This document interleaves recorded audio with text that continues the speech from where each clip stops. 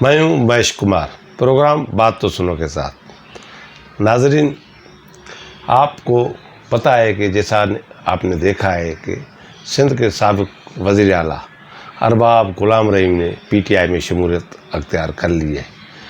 اس سے پہلے وہ جی ٹی اے کے رہنما تھے۔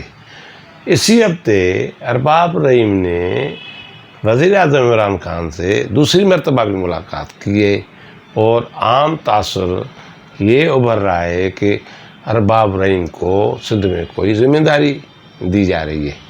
ایسی بات نہیں ہے۔ بات یہ ہے کہ جو آپ سمجھیں کہ یہ الیکشن کی تیاری شروع ہو چکی ہے۔ الیکشن ویسے تو 2023 میں ہونے ہیں، 2023 میں ہوتے ہیں یا 2022 میں ہوتے ہیں۔ حکمران جماعت تحریک انصاف نے الیکشن کی تیاری شروع کر دی ہے۔ جیسا کہ آپ کو پتہ ہے کہ مرکز میں تحریک انصاف کی حکومت ہے، اور 3 صوبوں میں اس کی حکومت ہے، پنجاب اور پختونخوا میں اس کی حکومت ہے، بلوچستان میں ان کے اتحادیوں کی حکومت ہے۔ سندھ واحد صوبہ ہے جہاں جو اپوزیشن کی جماعت پاکستان پیپلز پارٹی کی حکومت ہے، وہ تیسری مرتبہ حکومت کر رہی ہے۔ عمران خان سندھ کے حوالے سے ایک جامع حکمت عملی بنا رہے ہیں۔ بات یہ نہیں ہے کہ اب کوئی وہ سندھ میں تبدیلی لانا چاہتے ہیں یا گورنر راج لگانا چاہتے ہیں، ایسی میری جو اطلاعات ہیں ایسی بات نہیں ہے۔ یہ عمران خان اور تحریک انصاف سندھ میں اگلے انتخابات کی تیاری کے لیے کوششیں کر رہے ہیں۔ آج آپ نے دیکھا کہ سندھ کے گورنر نے جو تحریک انصاف کے رہنما ہیں، وہ انہوں نے جو ہے جتوئی برادران سے آپ جتوئی سے ملاقات کی ہے، جس میں نوش فروز کے جتوئی برادران بھی شامل تھے۔ یہ بھی اطلاع آئی ہیں کہ علی گور خان جو سندھ میں ایک خاصی حیثیت رکھتا ہے، وہ سابق وزیر اعلیٰ علی محمد خان کا مہر کا بڑا بھائی ہے، اور جی ٹی اے کا مکھیہ اور مین جو رہنما ہے، اس کو سے بھی تحریک انصاف کے رہنماؤں نے اور گورنر نے یا مرکزی سطح پہ کی طرف سے شاہ محمود قریشی صاحبہ نے رابطہ کیا ہے۔ مجھے جو معلومات ملی ہے، جی ٹی اے کے رہنماؤں نے عمران خان سے یہ بات رکھی ہے، تحریک انصاف سے یہ بات رکھی ہے کہ بھائی اگر آپ کوئی سندھ میں کرنا چاہتے ہو تو ہمیں بتاؤ۔ اس طرح ہم تحریک انصاف میں نہیں آنا چاہتے۔ میری گھوٹکی میں سے سردار علی گور خان مہر کے قریبی جو واسطے دار ہیں، ان سے میری بات چیت ہوئی ہے۔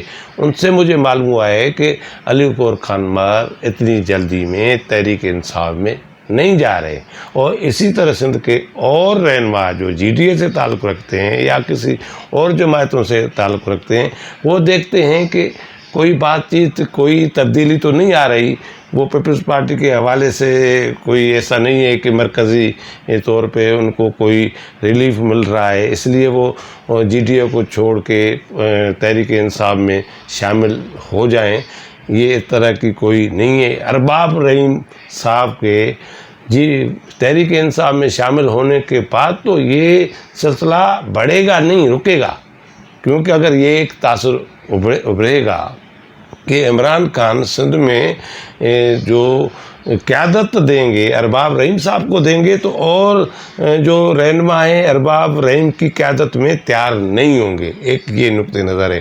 دوسری طرف میں آپ کو یہ بتاؤں، اسی طرح جیسے تحریک انصاف نے اگلے انتخابات کی تیاری کر لی ہے، اسی طرح پی ڈی ایم اور خاص کر کے نواز لیگ نے بھی سندھ میں اپنا دیرہ جمانے کی کوشش کی ہے۔ آپ نے دیکھا نواز لیگ سندھ کے سربراہ شاہ محمود شاہ نے گزشتہ ہفتے حیدرآباد آ کے قوم پرستوں سے، رہنماؤں سے، ڈاکٹر قادر منگسی سے، عیال لطیف پلیجو سے، اور یہ بھی سننے میں آیا ہے انہوں نے جلال شاہ سے ملاقاتیں کی ہیں، اور ان کو نواز شریف کا پیغام پہنچایا ہے۔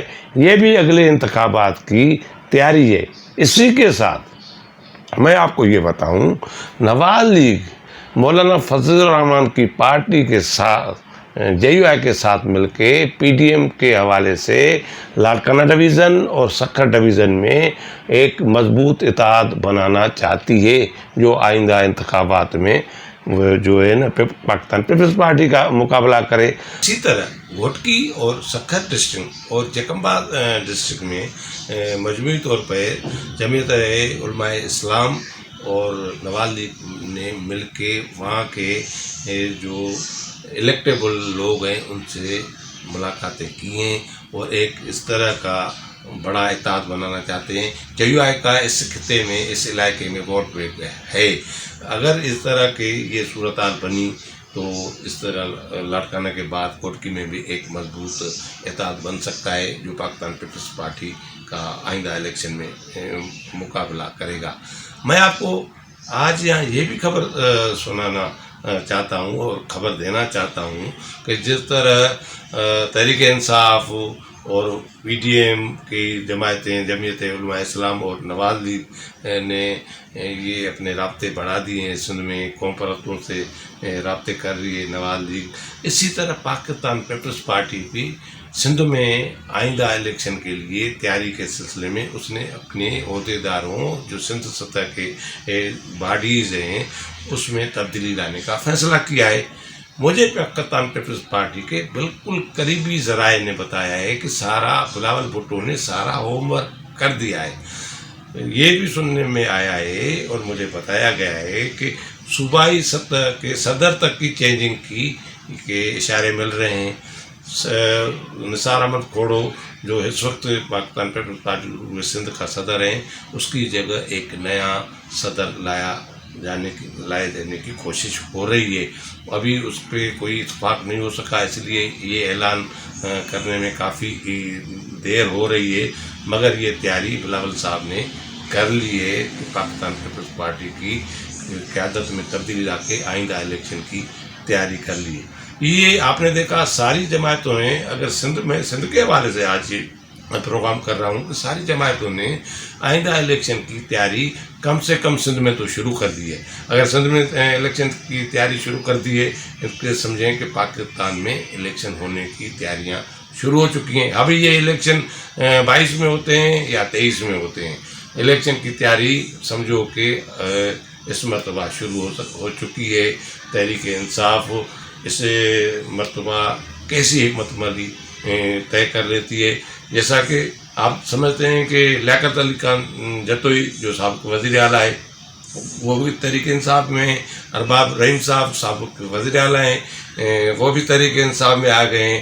علی محمد خان مہر صاحب جو سابق وزیر اعلیٰ تھے، اس کے بھائی سردار علی گور مہر کو سے بھی رابطہ کیا گیا ہے کہ وہ بھی تحریک انصاف میں آئیں، اور جتوئی برادران جو نوشر فروز ہیں وہ ملک کے وزیر اعظم بھی رہے ہیں، سندھ کے وزیر اعلیٰ بھی رہے ہیں۔ غلام مصطفیٰ جتوئی سندھ کا وزیر اعلیٰ بھی رہا ہے، وزیر اعظم رہا ہے، ان کے خاندان سے بھی رابطہ کیا گیا ہے کہ ایک بڑی حکمت عملی تحریک انصاف سے نے بنا لی ہے۔ مگر یہ وہی لوگ ہیں جو کسی نہ کسی طرح پاکستان پیپلز پارٹی کے امیدواروں کا مقابلہ کرتے آ رہے ہیں، مگر اس مرتبہ تحریک انصاف حکومت میں ہے تو اس کا اثر اور طرف پہ پڑے گا۔ دیکھتے ہیں آنے والے وقت میں یہ جو حکمت عملی ہے تحریک انصاف کی سندھ کے حوالے سے وہ کیا اثر دکھاتی ہے، اور میں نئے معلومات کے ساتھ اگلے پروگرام میں آپ کے پاس آؤں گا اور معلومات جو ملے گی میں آپ کے بتاؤں گا۔ اس کے ساتھ ہی مجھے دیجیے اجازت، خدا حافظ۔